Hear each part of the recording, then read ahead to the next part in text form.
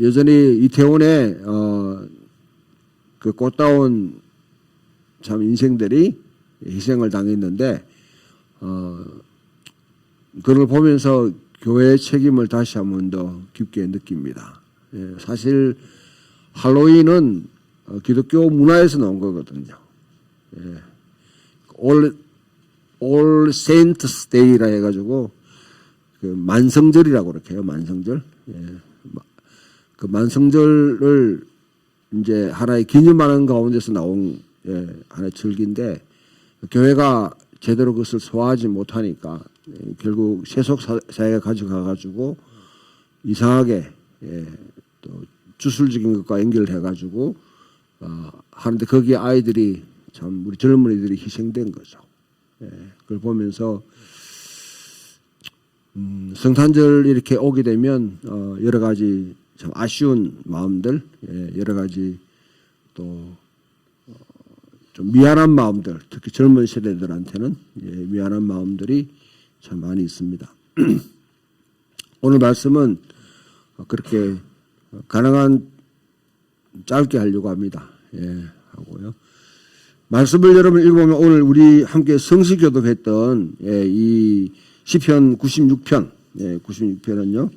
96편, 97편, 98편, 100편까지 이르는 이 과정은 하나의 시가 하나의 단락으로 되어 있는데 그게 뭐냐면 야외 하나님이 이 야외라는 말에 여러분 좀 헷갈리죠. 여러분이 읽을 때는 여호와라 그렇게 하는데 저는 야외라고 이렇게 신학적으로 그렇게 부릅니다. 큰 차이는 없으니까 오해하지 마시고요. 야훼가 왕으로 온 땅의 왕으로 등극하셨다. 사실 시편 96편, 97편, 98편은 예루살렘 성전에서 매년 이 신년이 되면 야훼가 왕으로 등극하시는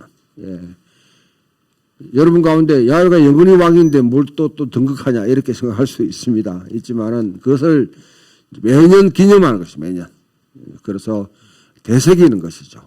전례가 가지고 있는 하나의 특징, 지금 우리가 예전적 예배를 이렇게 하는데 그 특징이 우리 삶 속에, 우리 기억 속에, 우리 몸 속에 새기는 역할을 합니다. 반복을 통해서, 계속 반복을 통해서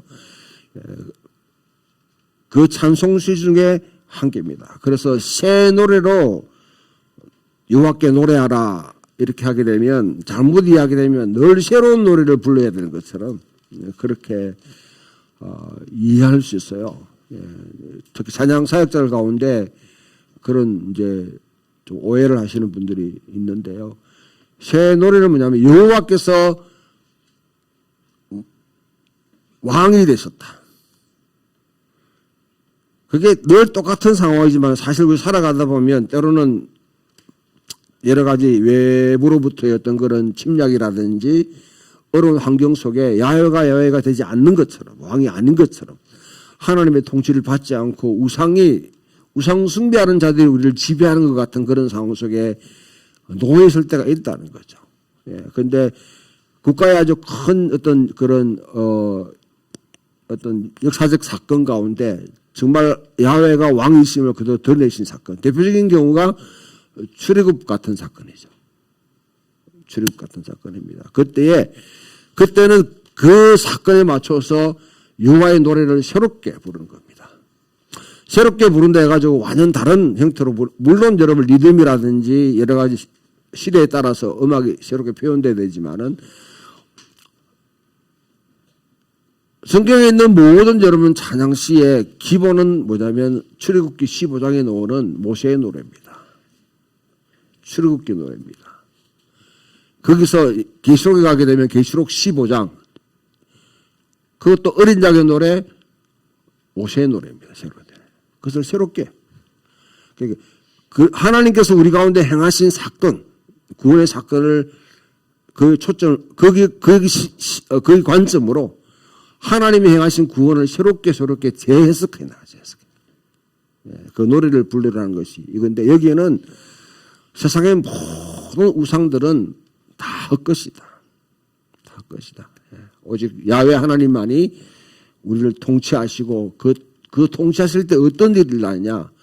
여기 재밌게 보면 밭이 막 절급하고요. 숲의 나무들이 춤추게 되고 바다가 하나님을 환호하게 되고 뭐 이런 모습. 천지 자연까지 다 하나님께 찬양하는 그 모습을 보이게 됩니다. 예.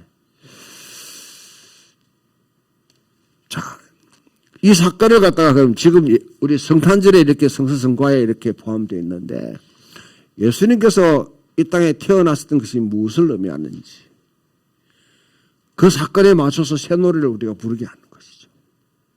그러면 여러분 앞에서 봤듯이 여러분 스가라든지 특히 마리아의 창가 같은 경우는 마리아의 창가는 마리아가 새롭게 막 창작해낸 것이 아니라 사실 그것도 모델이 뭐냐면 구약에 있는 사무엘서에 있는 한나의 노래를 재창작한 거예요. 재창작한 거. 예. 구원의 노래. 그러니까 여러분 신약에 있는 일은 구약과 밀접한 연속성이 있습니다. 연속성이 있습니다. 예. 그런 노래 가운데 서로 부르는데 이사야 본문이 우리에게 가르쳐주는 그 이야기를 뭔가 역사적 사건을 통해서 뭔가 짐작할 수 있도록 우리에게 하나의 힌트를 제공합니다. 그게 뭐냐면 사실 여러분 이게 기독교에서 많이 이제 인용하고 하니까 이게 이사야가 예수 그리스도를 예언한 것처럼 우리가 많이 이해하지만은 물론 그렇게 우리가 받아들일 수 있어요. 그러나 1차적으로는 뭐냐면 당시 독자들, 당시 이스라엘 족장들에게는 누구에 대한 예언이냐면 사실 히스기야에 대한 예언입니다. 예. 아하스라는 왕이 그 엉망으로 나라가 외교라든지 전체 여러 가지 다 뒤틀린 그런 상황 속에 하나님께서 우시야 왕의 그런 통치 이후로부터 이스라엘을 갖다가 한번 이렇게 이제 손대기로 결정하신 그 상황 속에 외교적인 또 국내적인 여러 가지 어려운 상황에 내몰려서 힘든 상황이 있습니다. 어쩌면 그 시기가 되면 북쪽 이스라엘은 지금 아시리아에게 짓밟히고 있는 시절입니다. 그러니까 오늘 읽었던 본문에 보게 되면 저기 전에 고통받는 자들에게 흑암이 없으리로다. 옛적에는 여호와께서 스불론 땅과 납달리 땅이 멸시를 당하게 하셨으니 후에는 해변길과 요단강 요단 저쪽 이방의 갈릴리를 영화롭게 하셨느니라. 갈릴리 땅은 여러분 이스라엘 땅이에요. 이스라엘 땅. 땅인데 이게 이방의 갈릴리라 그렇게 한 거죠. 이 말은 이미 이방인들의 손에 지금 장악되어 있다는 것이죠. 예. 스불론 땅과 납달리 땅이 뭐냐면 바로 나사렛이라는 곳이 위치해 있는 그 지파가 바로 스불론 납달리 지역입니다. 그것을 애견하게 만드는데 북쪽 이스라엘의 초토화되는 상황 속에 하나님 이스라엘 백성들의 운명에 대해서 굉장히 근심을 할 수밖에 없는 그런 상황. 남쪽 유다도 언제든지 짓밟힐 수 있는 그런 상황에 있을 때 히스기야라는 한 왕이 등장하게 되면 그가 이 모든 문제를 다 해결하면서 정말 다윗의 보좌를 갖다 견고하게 만들고 그가 그야말로 기묘자라 모사라 전능하신 하나님이라 영존하신 아버지라 평강의 왕이라 그래 일컬음 받을 것입니다. 그렇게 그 이후에 구약 시대에 이제 이 성경을 읽는 사람들 그렇게 이해해 왔는데 누가와 마태가 마가와 같은 이런 복음서 기자들이 이 복음을 읽으면서 이 사건은 그때를 히스기야에 대한 예언이기도 하지만 사실 궁극적으로는 예수 그리스도를 예언한 것이구나. 그렇게 받아들이게 되는 것이죠. 예. 하나님께서 그와 같이 하나님 백성들의 삶을 폭이 우리가 잘못한다고 우리가 그릇되게 행한다고 하나님께서 그냥 제거해버리고 우리를 갖다가 폐기시키지는 않습니다. 하나님의 이름으로 일컬음 받는 백성은 하나님께서 언젠가는 고쳐 서십니다. 지금도 고쳐 서십니다. 가장 시대가 어려운 시대 속에 어둠만 보고 있는 사람은 그 어둠 속에서 헤맬 수밖에 없어요. 진짜 믿음의 사람들은 허감에 짙은 그 사회 속에서 언젠가 곧 여명이 밝아온다. 빛을 볼 수 있는 눈을 가진 사람들이 바로 믿음의 사람입니다. 그게 바로 예언자가 하는 역할인 것이죠. 다른 사람은 다 어둡다, 힘들다, 이렇게 살겠나 그렇게 하는 가운데, 그러나 진짜 믿음의 사람들은 현실만 보는 것이 아니라 현실 이후에 있는 하나님이 어떻게 행하실지를 기대하면서 그것을 지적하는 것이, 이렇게 가르치는 역할을 하는 것이 바로 예언자의 역할입니다. 이사야는 이스라엘 역사 가운데 굉장히 위기 상황 속에서 예언하면서 이와 같이 그 상황을 극복할 수 있는 한 아기의 탄생을 예언했고, 그 아기의 탄생은 궁극적으로 예수 그리스도를 지향하는 것이라 그렇게 우리가 볼 수 있다고 그러면, 이제 누가복음에 있는 말씀으로 우리가 넘어오겠습니다. 잘 알고 있는 말씀이에요. 이 말씀을 읽으면 굉장히 전원적인 느낌들, 낭만적인 그런 느낌들을 우리가 그렇게 받을 수 있는데요. 목자들이 나오니까 목가적이죠. 들의 양치는 목자에게 천사가 나타났다. 그리고 그들이 가보니까 구유에 놓인 아이가 있는데 바로 그 아이에게 경배했다. 그렇게 하면 참 좋은, 아주 그냥 아름다운 모습이죠. 아름다운 모습들. 그러나 1절부터 3절까지를 쭉 바탕으로 쭉 읽게 되면 여러분 그 당시의 상황 전체를 확 집약하고 있는 하나님 백성이라고 일컬음 받는 그 유대 백성이 어떤 상황에 놓여 있는지를 그대로 보여주고 있는, 누가의 시적인 감각이 아주 빛나는 그런 여러분이 본문입니다. 가이사 아구스투스가 칙령을 내려가지고 모든 사람을 다 호적하라 했다. 시리아의 총독이었던 퀴리니우스가 자기 제임스의 첫 번째 이것을 행하였다는 것이죠. 여러분, 이게 탁 되면 메시가 지리적으로 그 세계 지중해 사이에 지금 중심은 어디냐면 로마입니다. 로마의 가장 동쪽에 떨어져 있는 팔레스타인은 사실 별 볼 일이 없는 곳인데 가장 골치 아픈 지역이에요. 이곳을 담당하고 있는 시리아 총독 퀴리니우스에게 명령이 내려 있는 것이죠. 그러다 보니까 여러분, 나사렛이라는 곳은 스불론 납달리 지파, 어둠 속에 있고 고통받는 그 지역에 있는 사람들에 있는 살아가던 마리아와 요셉이 움직일 수밖에 없는 상황에 놓여 있었습니다.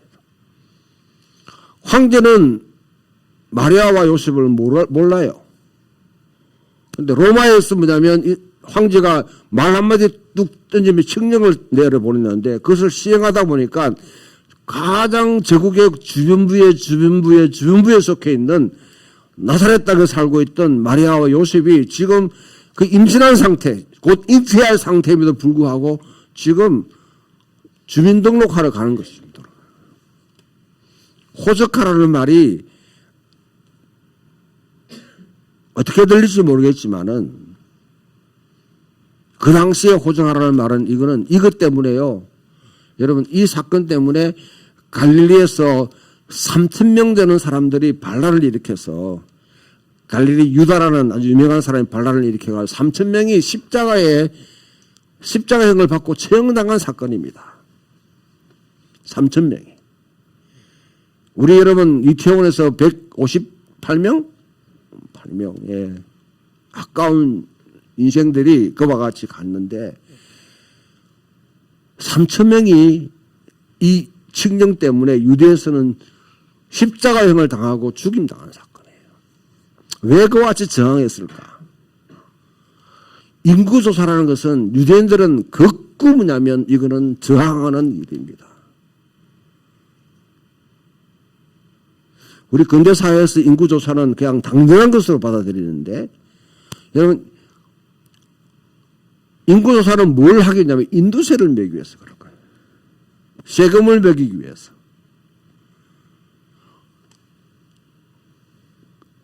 갈릴리에 살고 있는 저 한 구석에 살고 있는 이 여러분 촌부 요셉과 마리아가 로마 황제의 세금 명부에 지금 등록되는 순간입니다. 로마가 팔레스타인을 점령하고 왜 점령했겠습니까? 물론 군사적으로 중요한 전략적인 중요한 위치이기도 하지만은 결국 이제 목적은 그 가운데 뭐냐면 그 사람들을 노동력을 갖다가 착취하고 세금을 걷어들여서 로마에 있는 사람들은 흥청망청 살기 위해서 그와 같이 시행을 하는 것이죠. 네. 다윗이 인구조사를 한다고 할 때 하나님이 굉장히 분노하셨습니다. 그 때문에 2만 4천 명이 연명이 걸려 죽을 정도로 하나님이 얼마큼 화가 났으면 다윗의 그 잘못된 조치로 인해 가지고 징계를 내려가 2만 4천 명을 죽게 하셨단 말이죠.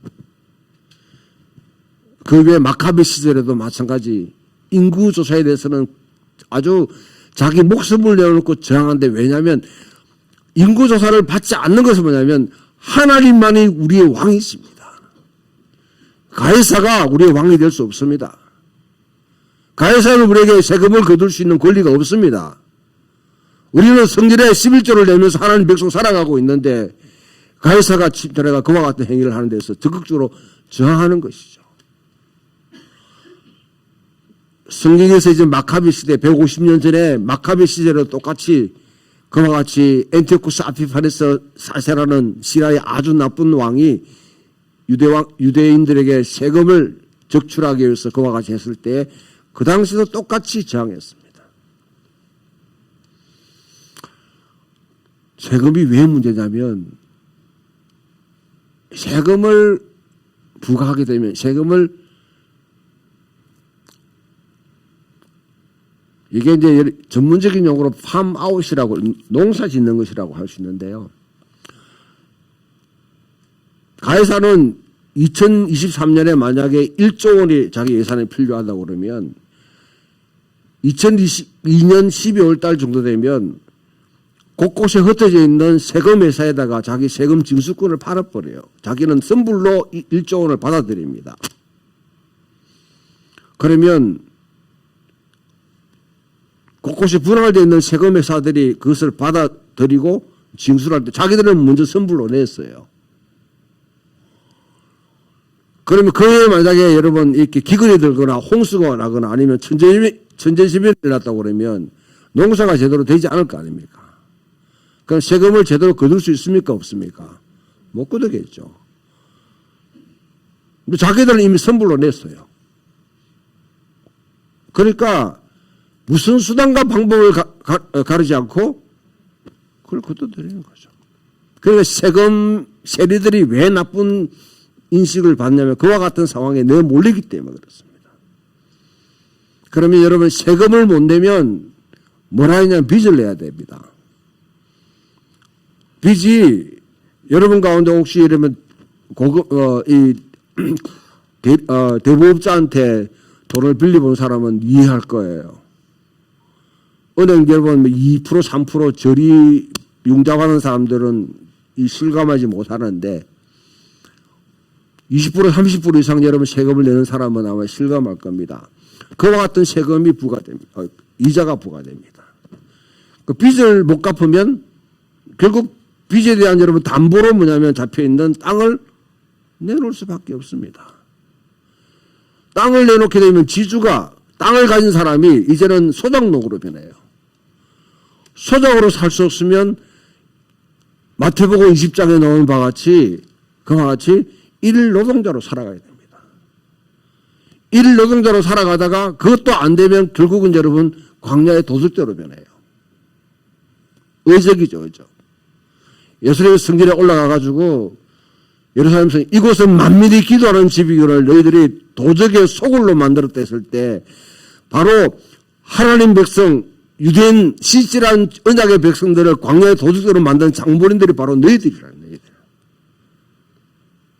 그와 같은 상황 속에 지금 내몰리는 지금 시발점이 세금을 지금 징수하는 것입니다. 거기에 마리아와 마르다도 이 모셉도 마리아가 잉태할 기한이 당한데 지금 움직여야 된다. 그럼 여러분 자연스럽게 참 우리 마리아가 참 힘들구나. 그렇게 공감대가 가겠지만은 그러나 더 깊이 들어가 보면 왜 하나님께서는 하필이면 이때에 예수 그리스도가 탄생하게 했을까?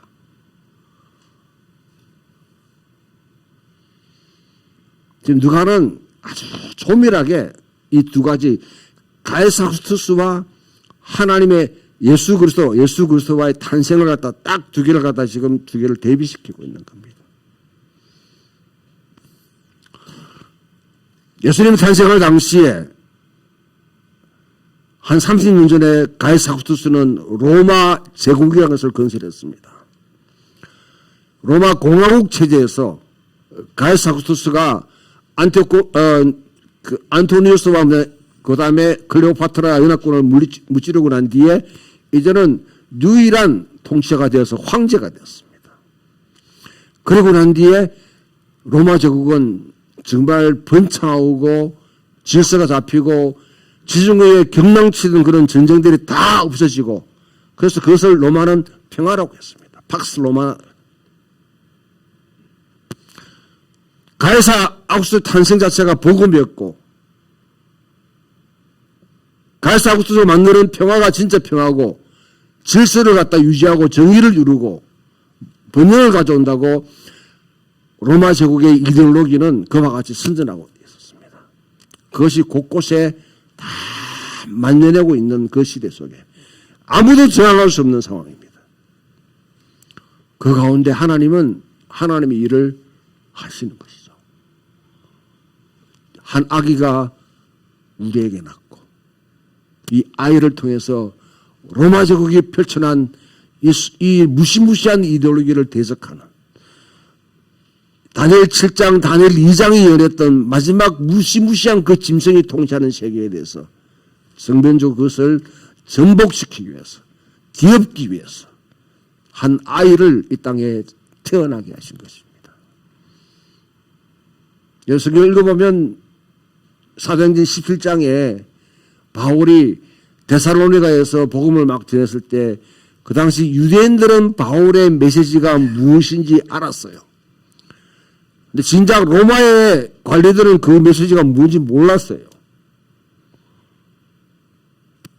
유대인들이 고소하는 내용이 얘들이 천하를 소동케 하는 자라. 우리 성경에 옛날 그렇게 번역되었습니다. 그거는 정말 마일드하게 그냥 완화시키가 표현한 것이고요. 원색주로 표현해 천하라는 것은 가이사 아우구스투스가 통치하는 영역을 천하라고 그렇게 합니다. 오이코도메라는 단어가. 그걸 소동한다는 말 원문 그대로 번역하면 그것을 뒤집어 버리는 거예요. 판을 뒤집어 버리는 거예요. 그리고 얘들은 이 사람은 가이사 외에 또 다른 왕 예수를 증거한다. 가이사 외에 또 다른 왕 예수를 증거한다. 그게 여러분 그 당시에 로마 관리들이 들었으면 이거는 바로 반란죄입니다. 유대인들 해당 지도자는 알았는데 로마 관리는 종교적으로 미신놈들이 하는 일이라고 무시해버리는 것이죠. 실제로 바울이 증거한 그 복음들은 곳곳에 퍼지며 누룩처럼 기사시처럼 퍼지면서 결국 불과 예수님이 죽은 지 300년 이후에 기독교는 로마 제국 자체가 기독교를 받아들일 수밖에 없는 상황에 내몰리는 그 정도로 생명력을 가지고 번져나가기 시작했습니다. 오늘 읽었던 디도서 말씀 돌아가 보면 그러면 이게 어떤 의미가 우리가 예수의 탄생이 우리에게 어떤 의미가 있는가? 우리 박재길 집사님 오늘 제가 잘못 적어가지고 긴 본문을 읽으셨는데 본래는 11절부터 14절만 읽으시면 되는데, 예. 한 사람의 실수가 이와 같이 다른 사람을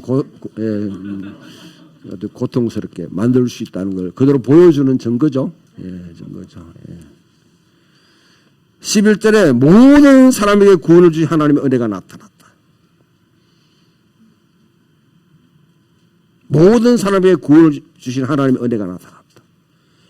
예수라는 이름 자체가 하나님이 우리를 구원하신다 하는 이 구원이 여러분 그냥 유대인들만 구원한 것이 아니라 하나님이 아브라함에게 약속하듯이 모든 열방이 모든 민족이 구원을 받는 하나의 씨를 뿌리기 시작할 것이죠. 궁극적인 목적은 뭡니까? 14절을 읽읍시다. 14절의 시작. 그가 우리를 대신하여 자신을 주심은 모든 불법에서 우리를 속량하시고 우리를 깨끗하게 하사 선한 일을 열심히 하는 자기 백성이 되게 하려 하십니다. 이사야 말씀을 읽을 때 여러분 여호와의 열심히 일을 이루리다 하는 걸 기억하시죠? 바로 이 하나님의 그 여호와의 열심히 하나님만 열심히 있나라고 하나님 열심히 하십시오. 왜 열심히 안 됩니까? 열심히 일하세요 하고 하는 것이 아니라 유대인들은 자신들이 진짜 하나님의 열심에 자신이 참여하는 열심당원들이 생겼습니다. 젤롯이라는 열심당원이라는 것은 열심히 하나의 이데올로기입니다. 하나님의 열심히 자기들이 함께 참여하는. 지금 뭐냐면 선한 일에 열심히 하는 자기 백성이 되게 하랍니다. 우리는 이 열심이라는 단어를 듣게 되면 그냥 공부 열심히 한다 이걸 듣겠지만은 유대인들은 열심이라는 단어가 하면 아주 머리가 바짝 서는 거예요. 이미 바울이 지금 뭐냐면 이 편지를 쓸 당시에 팔레스타인 땅에서는 모종의 지금 하나의 일들이 지금 진행되고 있는데 결국 AD 70년 되게 되면 로마에 대해서 항전을 하게 되고 66년에 발발해서 70년에 완전히 예루살렘 성전과 예루살렘 멸망당하는 그 사건이 지금 준비되고 있는 상황입니다. 그런 정치적인 사회적인 상황 속에 열심이라는 단어는 바울이 뭐냐면 결코 여러분 팔레스타인에 행하는 그들의 열심당원들이 이래 참여하라고 하는 것이 아니라 진짜 하나님 백성으로서 열심당과 같은 열심으로 살아가는 백성. 그 사람들을 통해서 결국은 이 세계는 변혁되기 시작합니다. 예수님이 오셔서 이 땅에 성육신 하셨습니다. 그리고 그 성육신은 바로 씨앗을 뿌려요. 이 땅에. 30년 동안 여러분 뿌린 이 씨앗이 결국은 나중에 30년 이후에 열매를 맺는 거예요. 십자가가 죽었어요. 열매가 씨가 하나의 씨앗이 땅에 떨어져 죽어버렸습니다. 그걸로 끝나면 썩어지는 것이에요. 하나님이 그를 살리시사 새로운 생명을 생기게 하셨다. 이 생명은 이전의 어떤 생명과는 비교될 수 없다. 나사로라든지 야이로 딸과 같이 죽은 자들이 살아나는 그런 생명이 아니라 완전히 다른 형태의 여러분 새로운 생명이 이 땅에 돋아나게 하시고 그 생명을 받는 자, 믿는 자들이 곳곳에 전달되면서 옛 창조를 뒤엎어버리고 전복시켜버리고 새로운 창조가 일어나게 하는 그 일을 하나님이 하셨습니다. 그렇다면 우리는 여러분 예수를 믿고 그냥 예수 믿고 죽으면 천국 간다는 이 생각 가지면 우리가 할 일 아무것도 없습니다. 특히 여러분 장로 신자들은 하나님 예정론을 믿기 때문에 믿었다 하면 한 구원 받는데 왜 열심히 해요? 궁극적으로 구원하실 것인데.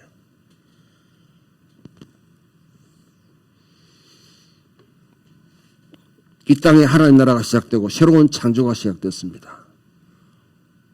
그 창조에 우리가 함께 참여해서 하나님의 새로운 창조 행위에 우리 동참하도록 지금 주님 우리를 초대하시고 부르시는 사건을 성탄절을 통해서 하나님이 이제 시작하셨다. 그 일에 구체적으로 참여할 수 있는 저와 여러분 되길 바랍니다. 지금은 손에 잡히지 않고 보이지 않는 것 같아도